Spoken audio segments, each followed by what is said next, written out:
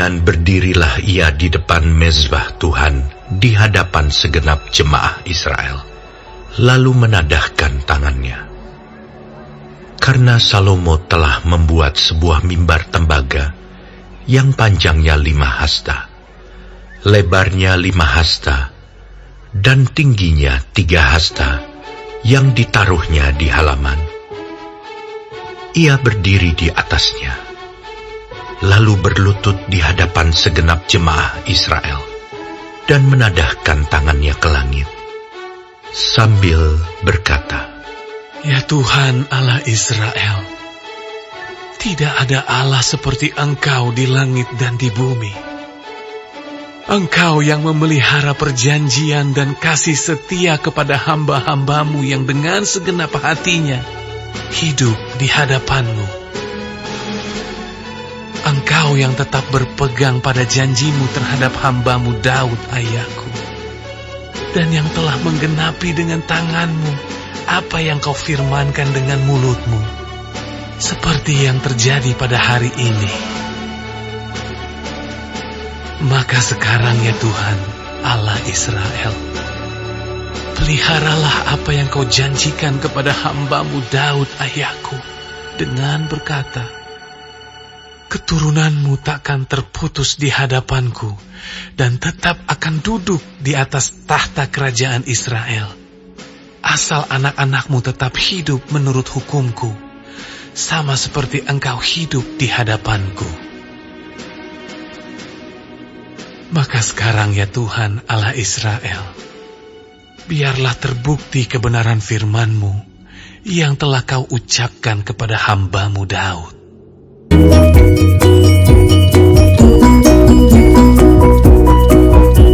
Selamat pagi adik-adik, kita jumpa lagi pada pagi hari ini di pelajaran 2 dengan judul Siap Dipakai Tuhan dari 2 Tawarikh 6 ayat 12 sampai dengan 17. Adik-adik, kita akan melihat di sini bagaimana seorang raja yang sudah dibuatkan oleh Tuhan untuk dipakai oleh Tuhan, dan bagaimana reaksi raja tersebut.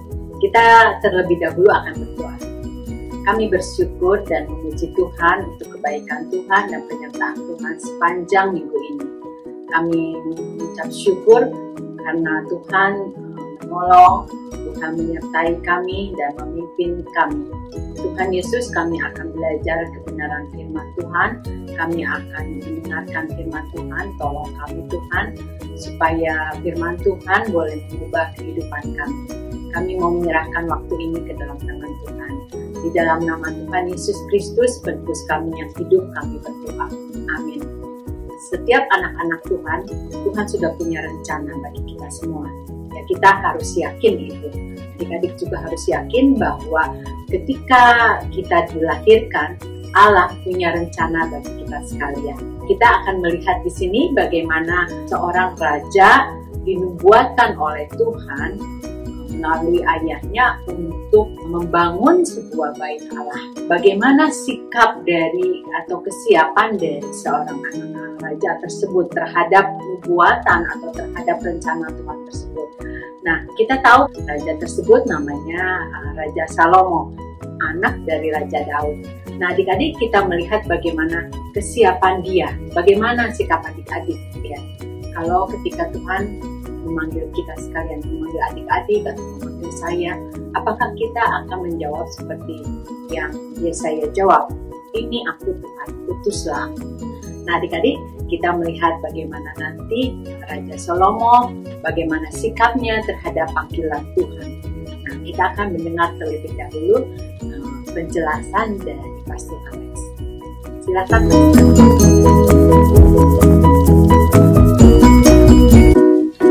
Shalom Bapak Ibu, Saudara-saudari, adik-adik yang sangat dikasihi oleh Tuhan Yesus. Renungan kita kali ini adalah dari 2 Tawarikh 6 ayat 12 sampai 17. Tema yang akan kita renungkan dari nas ini adalah dipakai Tuhan untuk penggenapan janjinya. Kita semua mengetahui hamba Tuhan Daud dan hamba Tuhan Salomo yang adalah hamba-hamba Tuhan yang dipakai Tuhan dengan luar biasa. Dari Alkitab kita mengetahui bahwa Tuhan berjanji kepada Raja Daud akan rumah Tuhan, dan Tuhan menggenapi janjinya melalui Raja Salomo yang membangun rumah Tuhan ini di Yerusalem. Di nas Alkitab ini kita akan merenungkan mengenai Raja Salomo yang dipakai dengan luar biasa oleh Tuhan sebagai penggenapan janji Tuhan.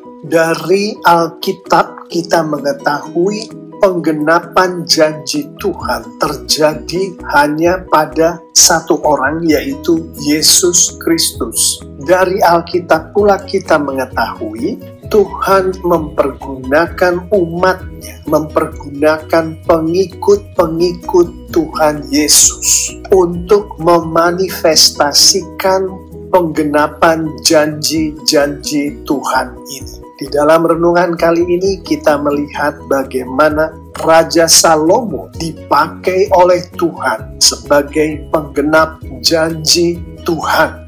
Dari 2 Tawarikh 6 ayat 12, kemudian berdirilah ia di depan mezbah Tuhan di hadapan segenap jemaat Israel, lalu menadahkan tangannya.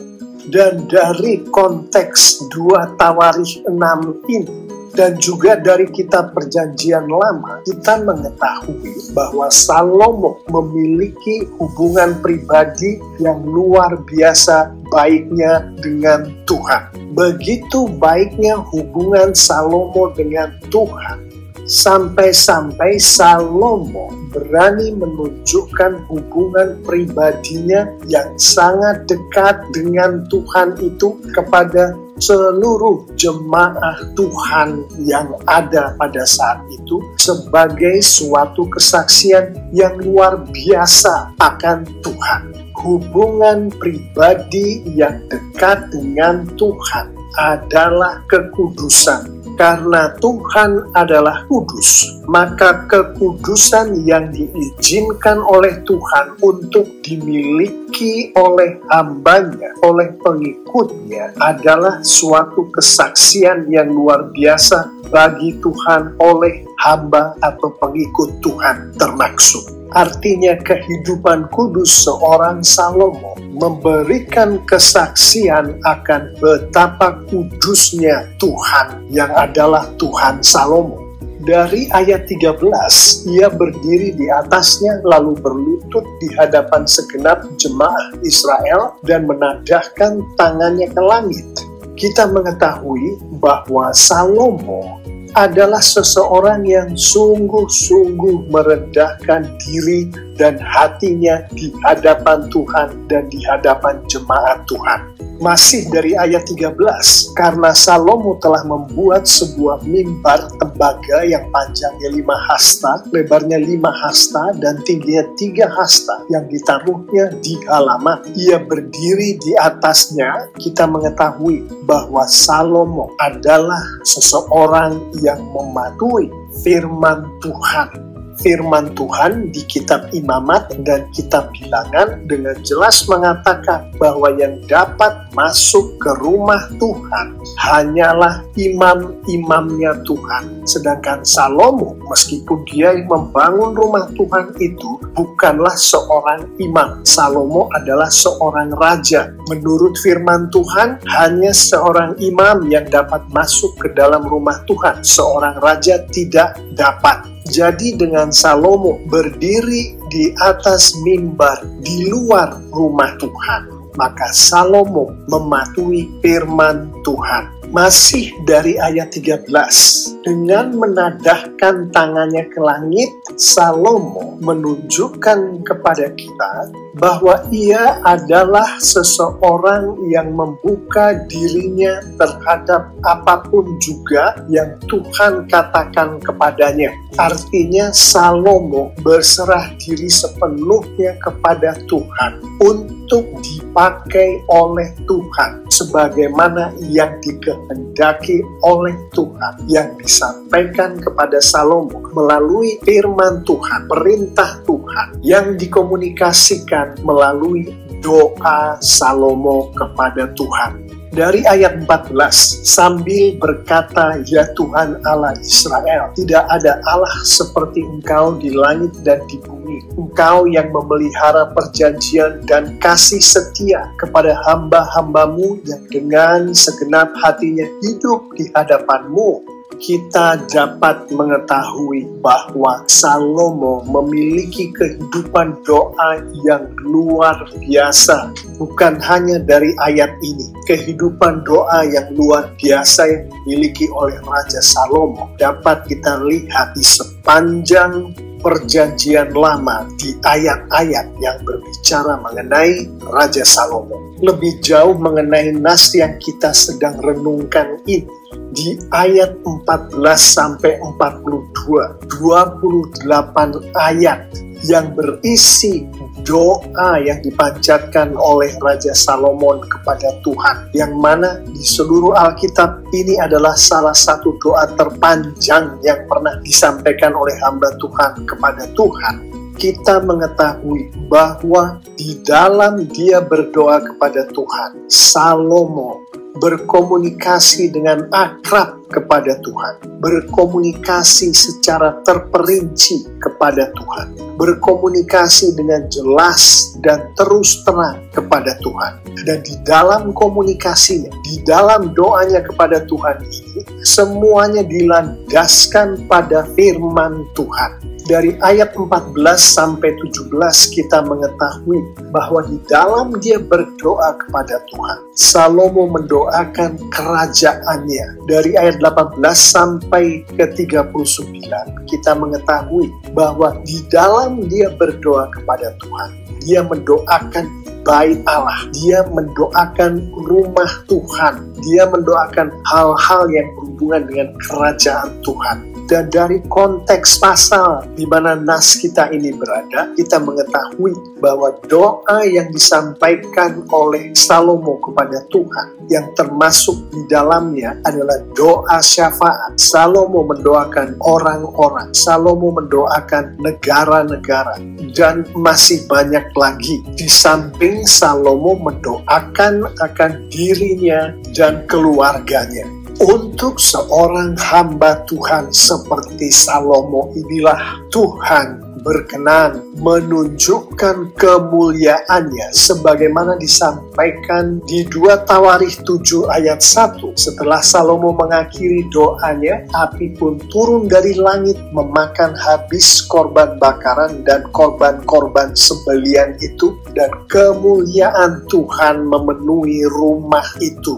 Dari ayat ini secara tersurat dan tersirat kita mengetahui Tuhan melawat Salomo, Tuhan melawat rumah Tuhan itu, Tuhan melawat bangsanya, bangsa Israel. Demikianlah seseorang yang dipakai Tuhan sebagai penggenap janji Tuhan. Saya akan menutup renungan kita kali ini dengan beberapa poin penting berikut. Ayat pertama yang akan menunjukkan poin-poin itu adalah Yeremia 29 ayat 11. Sebab aku ini mengetahui rancangan-rancangan apa yang ada padaku mengenai kamu. Demikianlah firman Tuhan, yaitu rancangan damai sejahtera dan bukan rancangan kecelakaan, untuk memberikan kepadamu hari depan yang penuh harapan. Secara tersurat dan tersirat dari konteks Alkitab, kita mengetahui poin penting ini, yaitu Tuhan memiliki rancangan, Tuhan memiliki janji untuk Salomo. Demikian pula Tuhan memiliki rancangan, Tuhan memiliki janji untuk Anda dan saya, pengikut-pengikut Yesus. Ayat kedua adalah 2 Korintus 1 ayat 20. Untuk tepatnya saya akan mempergunakan terjemahan bahasa Inggris. For all the promises of God in Him are yes, and in Him amen, unto the glory of God by us. untuk mudahnya kita terjemahkan secara populer ke dalam bahasa Indonesia sebagai semua janji-janji Tuhan di dalam Kristus adalah ya dan amin untuk kemuliaan Tuhan. Dengan menggabungkan ayat ini dengan Yeremia 29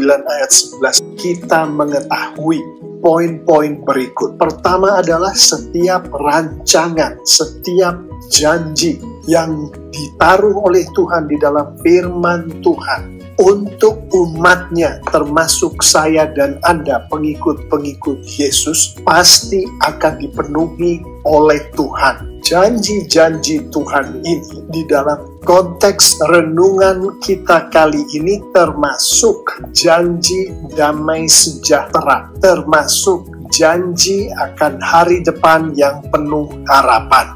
Dan sebagaimana renungan kita kali ini menunjukkan, janji-janji ini diberkatkan kepada Salomo. Janji-janji ini pun akan diberkatkan kepada kita, pengikut-pengikut Yesus, yang adalah memiliki hubungan pribadi yang luar biasa baik dengan Tuhan, yang memiliki kesaksian hidup yang luar biasa sehingga memuliakan Tuhan, yang merendahkan diri dan hati di hadapan Tuhan dan jemaat Tuhan, yang selalu mematuhi firman Tuhan dengan sungguh-sungguh, yang berserah diri sepenuhnya kepada Tuhan, yang siap dipakai oleh Tuhan apapun kehendak Tuhan untuk memakai, yang memiliki kehidupan doa yang luar biasa. Dan sebagaimana yang terjadi pada Salomo, hal yang sama akan terjadi pada kita, pengikut-pengikut Yesus, yaitu dilawat oleh Tuhan, dipakai oleh Tuhan untuk menggenapi janji-janji Tuhan, diberkati oleh Tuhan dengan luar biasa. Bapak, Ibu, Saudara-saudari yang sangat dikasihi oleh Tuhan Yesus, mengetahui semua itu, mari kita akhiri renungan kita kali ini dengan membicarakan beberapa penerapan. Mengetahui bahwa kita semua sebagai pengikut-pengikut Yesus, sebagai anak-anak Tuhan, kita juga dipakai Tuhan untuk penggenapan janji-janji Tuhan itu. Maka untuk memiliki hubungan pribadi yang luar biasa dengan Tuhan, penerapan pertama, berdoalah selalu, meminta Roh Kudus menjadikan Yesus sebagai Tuhan dan Juru Selamat pribadi Anda. Ini kalau Anda belum mengenal siapa Yesus Tuhan kita itu. Apabila Anda sudah menjadi pengikut Yesus, berdoalah meminta Roh Kudus agar Roh Kudus membuat hubungan Anda dengan Tuhan agar selalu baik, antara lain dengan tidak mendukakan Roh Kudus yang sudah ada di dalam kita pada saat kita menjadi pengikut Yesus, pada saat kita percaya bahwa Yesus adalah Tuhan dan Juru Selamat kita. Dan sebagai penerapan terakhir untuk renungan kita kali ini, mengetahui bahwa kita sebagai pengikut Yesus, sebagaimana Salomo merendahkan diri dan berserah diri pada Tuhan, agar itu adalah kita, maka berdoalah selalu meminta Roh Kudus untuk membuat Anda, membuat kita membaca dan mengerti firman Tuhan setiap hari dengan konsisten. Dan berdoalah selalu meminta Roh Kudus untuk memampukan Anda, memampukan kita melakukan seluruh firman Tuhan yang sudah kita baca dan kita mengerti atas bimbingan dari Roh Kudus itu. Bapak, Ibu, Saudara-saudari, adik-adik yang sangat dikasihi oleh Tuhan Yesus, saya mengimani kalau kita pengikut-pengikut Yesus, anak-anak Tuhan, menghidupi firman Tuhan ini, melakukan firman Tuhan ini, lengkap dengan penerapan-penerapannya, Tuhan kita semakin dipermuliakan dengan luar biasa. Alkitab menunjukkan secara tersurat dan tersirat anak-anak Tuhan yang mempermuliakan Tuhan semakin diberkati dengan luar biasa oleh Tuhan. Amin.